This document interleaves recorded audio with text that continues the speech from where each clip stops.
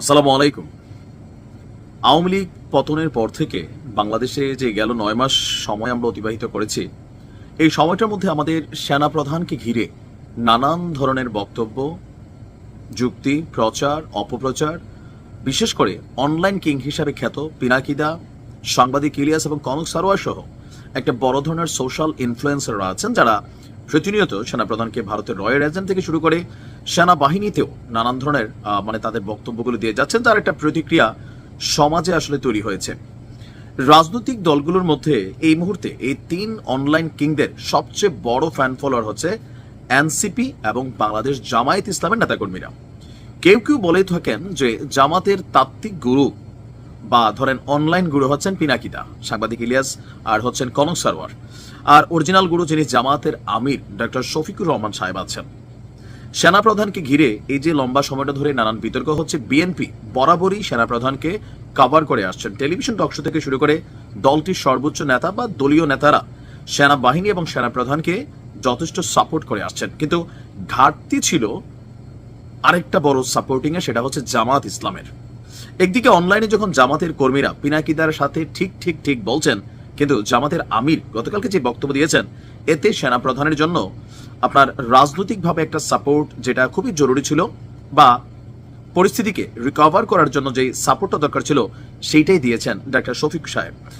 জামাতের আমির বলছেন কোনোভাবে কারো কোনো কার্যক্রম বা পদক্ষেপের মাধ্যমে আমাদের এই গর্বের প্রতিষ্ঠান সেনাবাহিনী বিতর্কিত হোক, তা আমরা চাই না। সেনাবাহিনীকে নিয়ে যে কোনো মন্তব্য করা থেকে বিরত থাকা উচিত বলেও তিনি দলীয় নেতাকর্মীদেরকে নির্দেশ দিয়েছেন। জামাতের আমির বলছেন দেশে সেনাবাহিনীর মর্যাদাপূর্ণ অবদান রয়েছে। সেনাবাহিনীকে বিতর্ক করলে স্বাধীন দেশ বড় ধরনের ঝুঁকিতে পড়বে। গতকালকে রাজধানীর মগবাজারে আল ফালাহ মিলনায়তনে বাংলাদেশ জামায়াত ইসলামীর একটা বড় ধরনের প্রোগ্রাম ছিল। কেন্দ্রীয় মজলিসে শুরার আপনারা জানেন যে খুবই গুরুত্বপূর্ণ এই সদস্যরা, চাইলে জামাতের এই জায়গাতে যাওয়া যায় না, খুবই লম্বা পথ পাড়ি দিতে হয়, এমনকি জামাতের যত নীতি নির্ধারণী অ্যাক্টিভিটিস আছে সেটা এই কেন্দ্রীয় মজলিসে শুরার যারা সদস্যরা আছেন বলা হয়ে থাকে তারাই নিয়ে থাকেন। আর সেখানে দলটির একদম টপ লেভেলের এই প্রোগ্রামে তিনি এই আহ্বান জানিয়েছেন।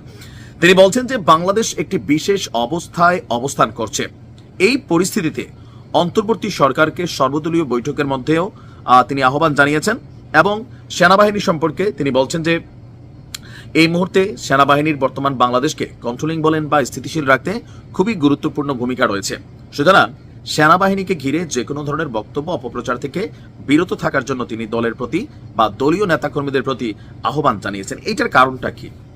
কারণটা হচ্ছে অনলাইনে মানে সেনাপ্রধান রয়্যাল এজেন্ট অথবা সেনাবাহিনী ভারতের প্রেসক্রিপশনে চলছে, ভারত নানান ধরনের অ্যাক্টিভিটিস করছে, বিএনপি, আওয়ামী লীগ, তারপর হচ্ছে সেনাবাহিনীর প্রধান যিনি আছেন সেনাপ্রধান ওয়াকারুজ্জামান, ভারত সবাই মিলে একটা নীল নকশা করছে।